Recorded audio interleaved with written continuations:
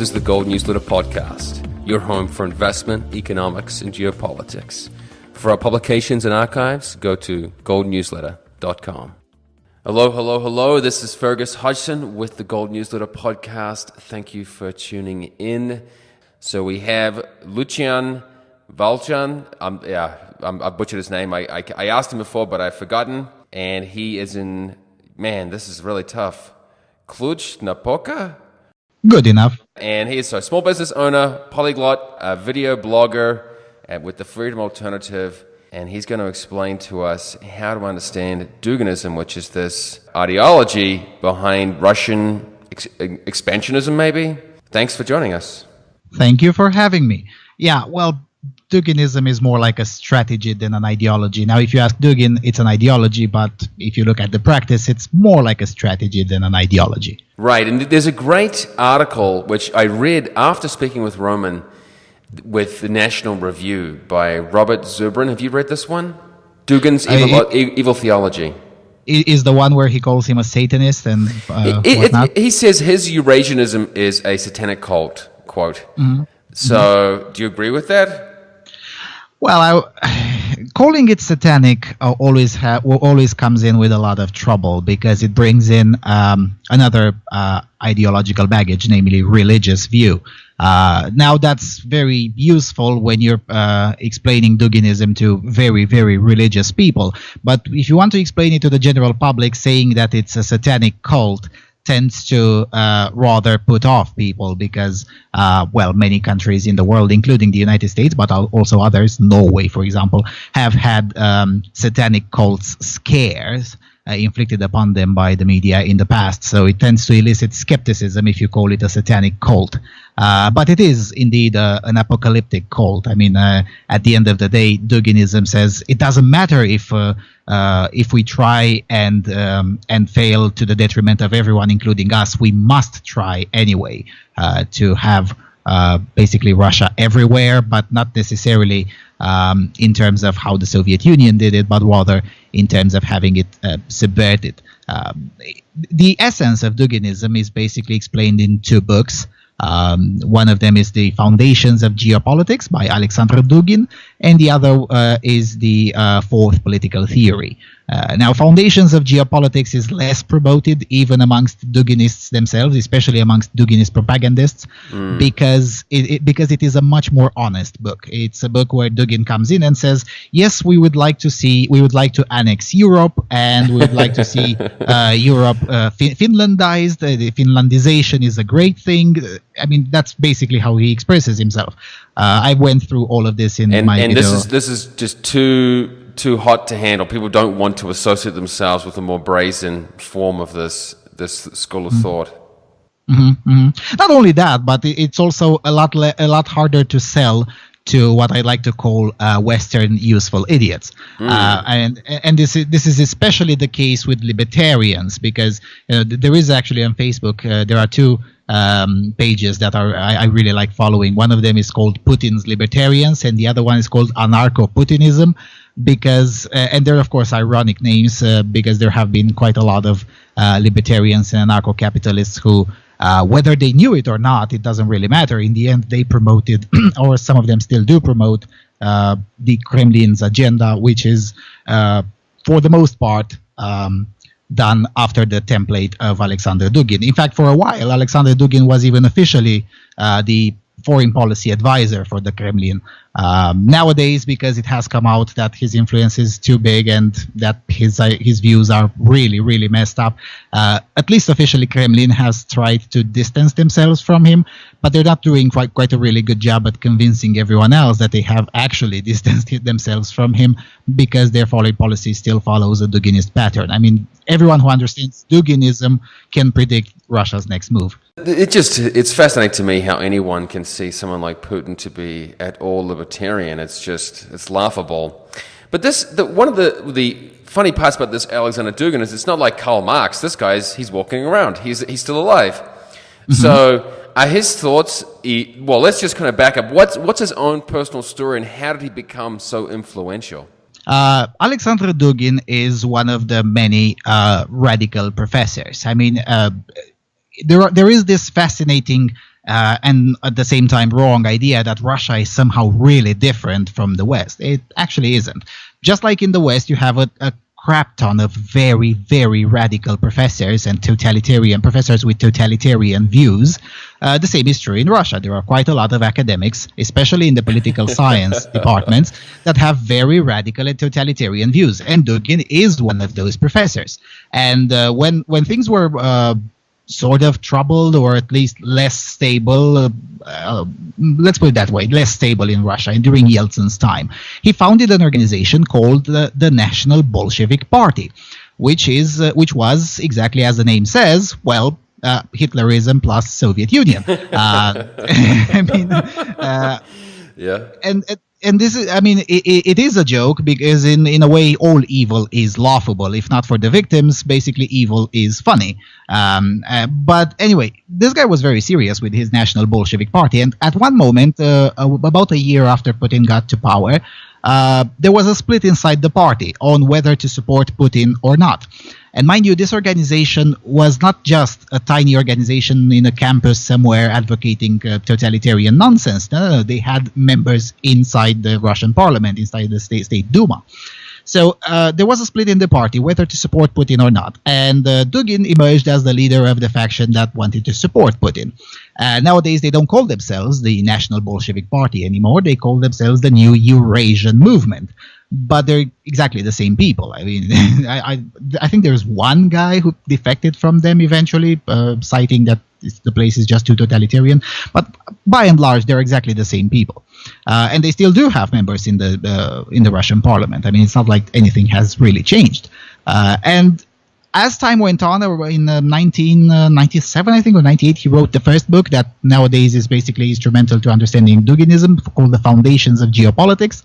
And that book eventually ended up being used in training for various members of the judicial apparatus, in counterintelligence, in military counterintelligence, and many, many other places. And Dugin is very explicit in that book. He says we must print and we must disseminate our ideas to the, well, he doesn't call it the Russian deep state, but that's exactly what he means. He says the military should think like us, the judiciary should think like us, everyone must strive. It's basically a fascist template. Everyone must strive into the direction of the big state, which of course he gets to decide the direction of the deep state. And further on, after the turn of the millennium, for a while, he was a little bit less visible, but his ideas became even more entrenched inside the Russian state. And then he emerged as this new trendy leader of the New Eurasian movement after a generation has passed and everyone has forgotten that he was the founder of the National Bolshevik Party. And basically he wrote this book that's still being circulated today and translated by various extremist movements all over the world, translated in various languages, called The Fourth Political Theory, in which he basically proposes, he doesn't call it Duginism, but because he says that he's too modest, because he thinks it's an idea that just its time has come and it doesn't necessarily have to be associated with his name. But he basically concocted this ideology that both his critics and his supporters call it Duginism. It's more... It's less of an ideology and more like a strategy. Because, for instance, he says in the book, look, we have to change our appearances depending on what he called, this is a direct quote, the current political project. That's how you have Duginists acting as revolutionary militant Marxists in Greece, where they basically drawn into their project members of the current. How do a group of people in Greece succumb to this Russian, I'm not sure whether imperialist ideology or process? How do they get on board with that? I mean, it seems like that they would be putting their own national sovereignty or status at risk. Yes, but then again, you're crediting Greek thinkers with way too much. I mean, this is not ancient Greece. Most of the Greek thinkers today are just really not that long-sighted.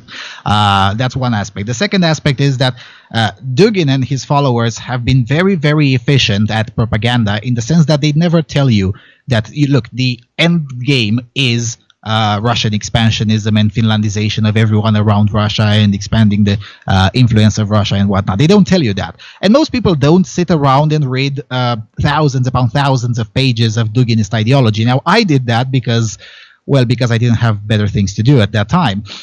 But most people don't. Most people don't do that because it's boring, and it really is boring. And Dugin has a very, very complicated way of expressing himself, and half of the time he's just writing complete and utter nonsense that you should just skip. So it's very, very hard to read. Lucian, just slow down, mate.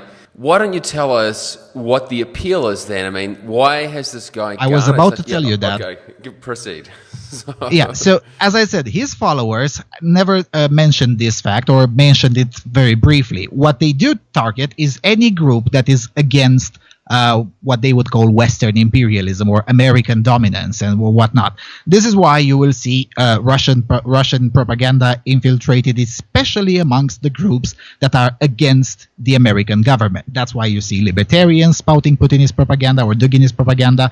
Syriza, which is the coalition of the radical left, is the ruling party in Greece, is also against quote-unquote global finance, which really means against America. So basically, that's how they succumbed to this kind of thing. They went, look, these guys are against the U.S.-led coalition and they're against capitalism. Fantastic. Let's appeal to them.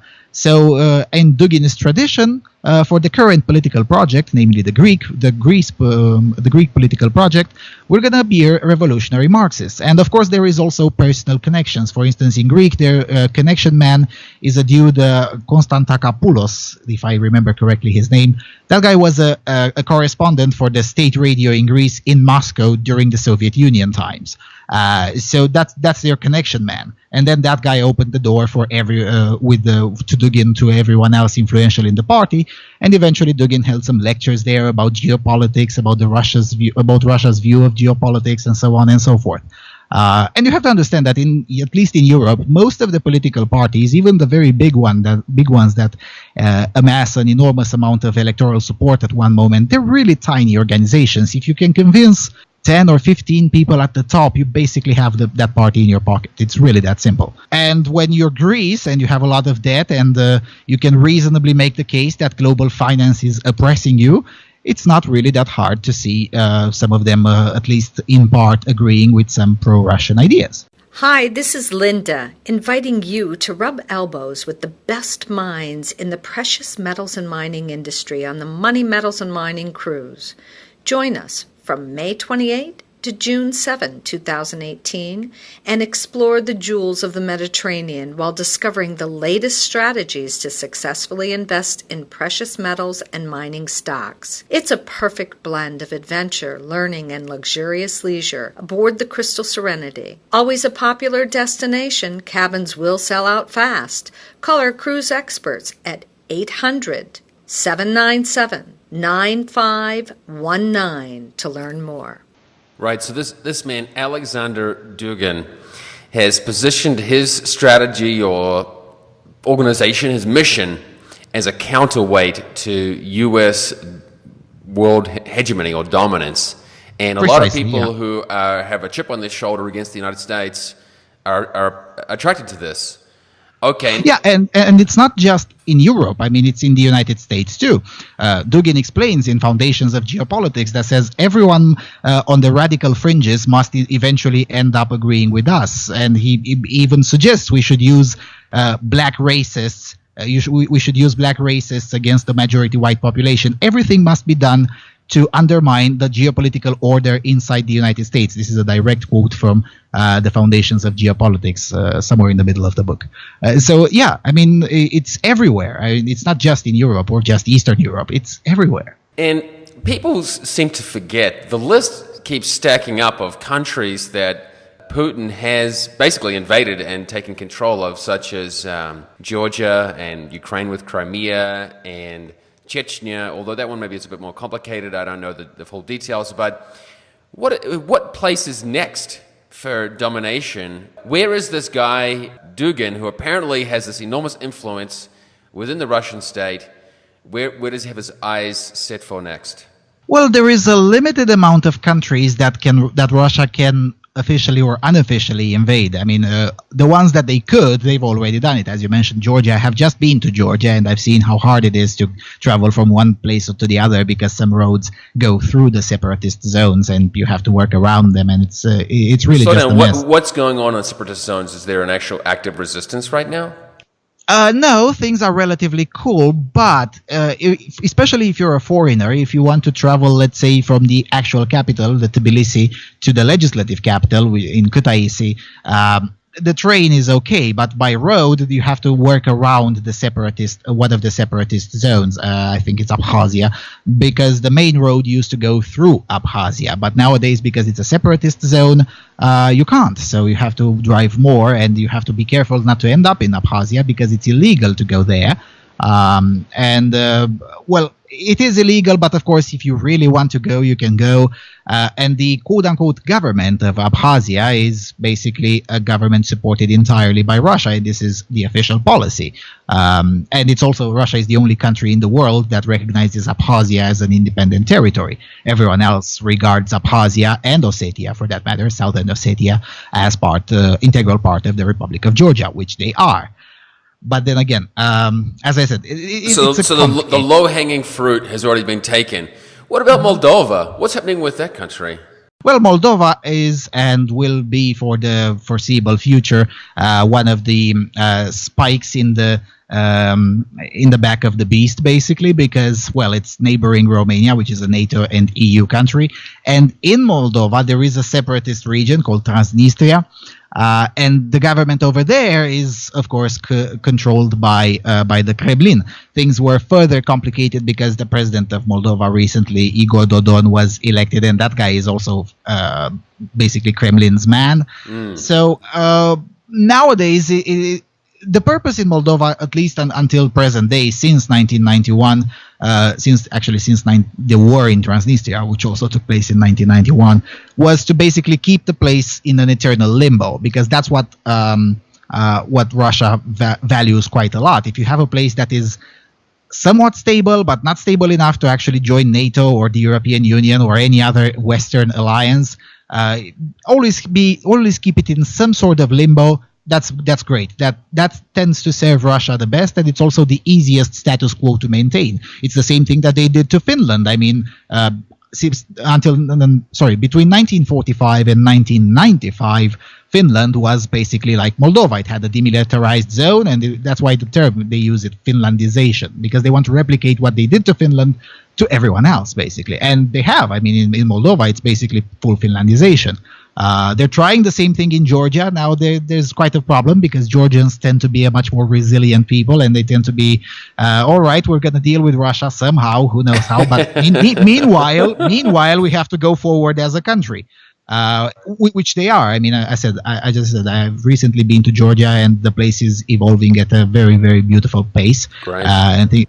And things are getting better there. But then again, Georgia is an exception. It's a lot harder in Moldova because, well, it's a small country, and also the population is much more divided.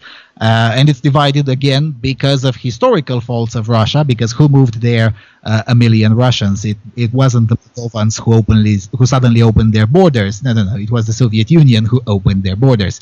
Same thing in eastern Ukraine. I mean, the official Putinist propaganda is, the eastern part of Ukraine is Russian-speaking, and it is populated by Russians, which is more or less true, although it's not really that Russophilic as the Kremlin will tell you. But then again, why is Eastern Ukraine Russian speaking? Well, because there has been an event called Holodomor in the 30s, and all Ukrainians starved to death in a state-engineered, KGB-enforced starvation. And then the empty houses were occupied by Russians who were resettled there by Moscow. This is a historical fact. I mean, it's just... Yeah, I don't think people dispute that fact at this point. But you'll be surprised. Okay, maybe in the right... Yeah, man, I guess that's not a debate, but I mean, I don't dispute that point. Let me put it that way. But so I guess what I'm trying to tease out from you is what the future will hold, because... Are there going to be any more, let's say, destabilizing standoffs? I mean, what other countries are the Russians aligning with or eyeing to get into? Or are their hands are full right now? military standoffs, there won't be any more other than those that we already know, at least not in the foreseeable future. But there will be a lot of destabilizing propaganda. If you want a concrete example, look at the issue of the quote-unquote independence referendum in Catalonia, Spain. If you look close enough, the political parties funding the agitation for the independence referendum, almost all of them lead back to Kremlin. I mean, one of them even has an official loan from a Russian-owned bank. So it's not. This saddens me, to be frank, because it saddens me because I want to see independence movements. I want people to have more local or greater autonomy. But unfortunately, many of these movements seem to be led by a bunch of Marxists, and so. They've the same thing in death Scotland. wish. I don't know why that is the case. That's a long ideological discussion, which I don't think we have the time now to get into. Although I'm let's just put it this way. So basically, you just think that the Russians, they're not going to be invading anyone anytime soon, but they want to, I guess, diminish Western or NATO authority over Europe to their own advantage. And they're going to do that with maybe a propaganda campaign rather than a military campaign. Well, they already are doing it. Not just a propaganda campaign, but also a corruption campaign. I mean, think about it. The most destabilizing geopolitical factor right now in the, at least in the Intermarium in Eastern Europe, is the existence of the gas pipelines Nord Stream 1 and Nord Stream 2. Nord Stream 1 is already operational. Nord Stream 2 is in the process of being built. These two projects were very controversial, and the reason they were built is because Putin personally paid in cash to the German Chancellor Gerhard Schröder. This is, again, historical fact. And as a pure coincidence, as life has it, immediately after Gerhard Schröder finished his last term as Chancellor of Germany, he became the president of the Shareholders Commission of the company that operates Nord Stream 1. I know that's very, very shocking coincidence. But yeah, so this is the kind of thing that Russia does and will continue to do, in my opinion. They'll continue to try to buy off politicians. They'll continue to fund any kind of extremist and separatist agitation just to destabilize things a little bit further. There are many places like that. For instance, the current president of Czechia, who the press describes him as a populist. Well, I don't know if he's a populist, but I really do know that he's a Duginist. And it's not the only one. There are many leaders. You mean Chechnya, both the famous Czechia, the Czech Republic. Okay. With the Chechnya, the situation is even simpler. The Chechnya is a country within Russia, basically. It's called the Chechenskaya Republic, but it's part of Russia officially. In reality, if you want to go there, or if I want to go there, I can't, because I'm not Muslim or a friend of Putin. Basically, there, after the end of the Second Chechen War, Putin made a deal and said, look, with the Kadyrov family, look, I'm going to let you guys run the place however you see fit, provided that when I ask for your help or your support or whatever, you do as I say. And that's basically the deal that was made 20 years ago, and it's still in function. Nowadays, it's the son of the first dictator is now the de facto dictator of the area, the president of the Chechenskaya Republic. Yeah, that's all a joke. It's basically a Sharia law state, and he does whatever the hell he wants. And if you criticize him, you might disappear. It happened several times, even with university professors that dare to disagree with the dictator. And the central authority in Moscow will do nothing because it doesn't affect their interests. Yeah, it is bizarre. I mean, if people actually look into what's going on in Chechnya, it opens your eyes to the fact that the world is not such a stable and developed or civilized place, and it's just one of those ones that has not gotten so much attention, but perhaps deserves it. Now, as you know, most of the listeners to this podcast are Americans. I guess the big Russia story has been, and I'm sick of it, to be frank, is this whole, quote, meddling in the U.S. election. And why don't you comment on what is legitimate or illegitimate about that complaint or fear? Well, it is legitimate to fear that Russia might have meddled inside your elections. But then again, that should be a legitimate fear in every election. Because Russia does try to meddle into any election in any Western country. That's what they do. And they have been doing it since forever, since the times of the Soviet Union. So it's not really something new. also, let's not forget that the only president of the United States that ever quote-unquote colluded with Russia was, our friend Barack Obama, who said to Medvedev on live TV, just wait until I win the re-election and then I'll have some more flexibility. And that flexibility meant scaling down the anti-rocket shield in Poland. So if you want to talk about Russian collusion, why don't we start from there, or from the 1980s thoroughly documented collusions of the Democrat Party with the USSR. Now, with regard, I'm probably guessing that you want me to comment on Trump. I really don't think Trump himself colluded with anyone, but there have been individuals inside his campaign that maybe they did, maybe they didn't, but they were definitely suspicious. I'm thinking here at Paul Manafort, for instance. Paul Manafort was and still is involved in many activities that at least appear to be Kremlin related. That's understandable. So maybe some underlings of Trump's campaign were, I don't know, working with or collaborating with Russians. Yeah, I don't think they did. What I'm saying is it's legitimate to ask those questions. What exactly would the Russians even want out of those campaigns, the outcomes? What are they trying to achieve?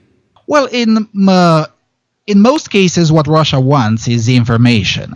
So, for instance, if they could find out, because there is this narrative that, oh my God, Russia wanted Trump to win. First of all, that's the kind of unfalsifiable theory. I mean, there's no way to prove that they didn't. There's no way to prove that they did. So it doesn't really matter. However, any intelligence agency thinks like that, and the KGB is now different. Of course, sorry, it's called the FSB now, but it works the same. Anyway, any intelligence agency thinks like that. Let's gather as much information as possible from all the likely successors of the campaign. Now, in the United States, there are only two, because no matter who wins, we're going to need some dirt on each and one of them, and that's something that definitely happened. Oh, tell me, when you say it definitely happened, how did that definitely happen? Well, because after all, most of the dirt about Trump was, first of all, disseminated within closed Democrat circles. And, those circles, we already learned how successfully secure those circles are. I mean, all of those leaks from inside the Democrat Party, those didn't happen because of Russia. They happened because they have crap security. I mean, if you look at the way they were leaked, and I don't know if you're a technical person, but if you look at the way they were leaked, many of them weren't even encrypted properly. So anyone could actually do it. Anyone with an interest, and believe me, there are a lot of people with an interest. It's not just the Russian government. It's also a lot of private citizens. It's also a lot of private corporations who want blackmail material and whatnot. So the Democrats are wrong to overemphasize it. And the diehard fans of Trump are wrong to say, oh, well, there's nothing there. Well, there is something. It's just that the way it is portrayed in the media and the way it is, the hysterical way it is being covered is not only not productive, but also prone to spreading falsehoods. I mean, I really don't think that Trump is the Manchurian candidate. No, it's highly unlikely. That's the problem, that the whole narrative has become a very partisan debate, and it has been, as you said, it's been misrepresented because, let's say Russians were involved seeking to get intelligence or to have dirt on people. That doesn't mean they actually went in and hacked, election computers or anything like that, or counting, which is a completely different affair.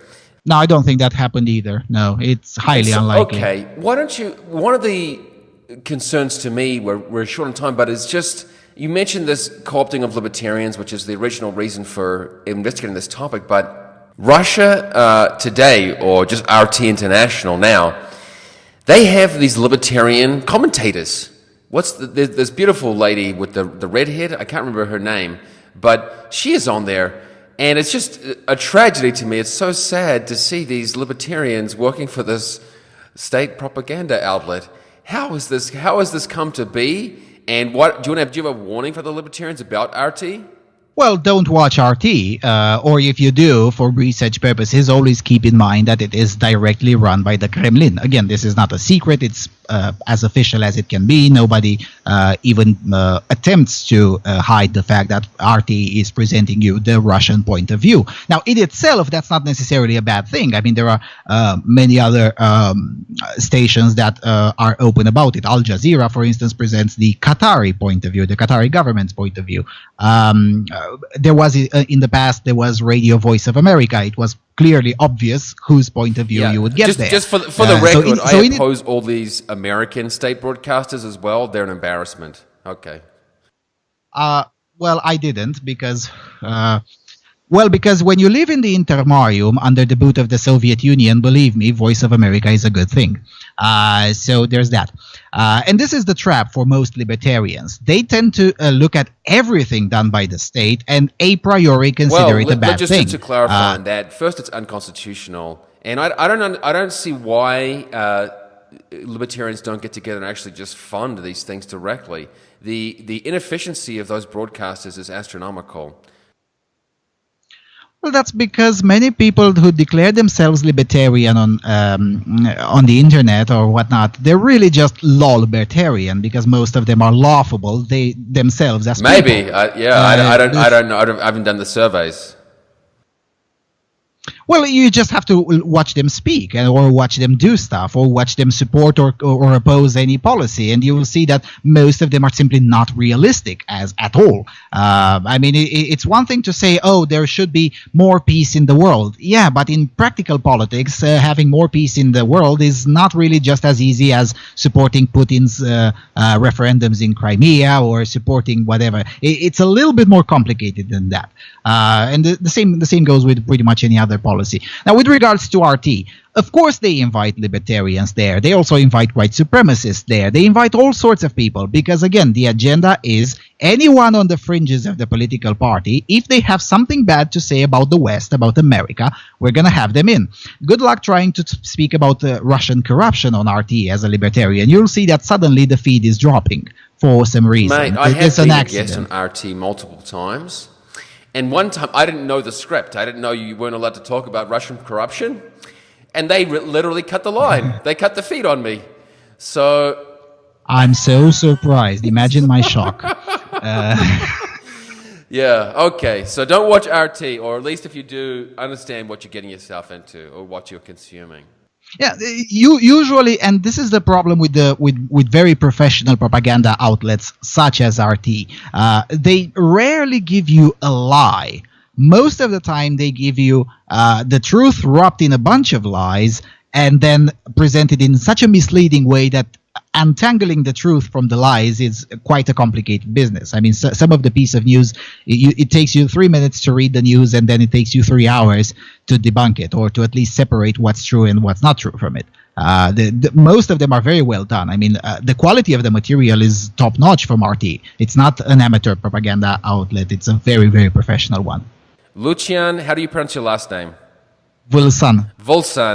He is available on YouTube. That's the best place to follow him. YouTube channel, The Freedom Alternative. I'll post all the links at goldnewsletter.com/podcast. There's so much more to go through. Here's a ton of videos. I've watched a few of them, so I recommend it. Thanks so much for giving your precious time today.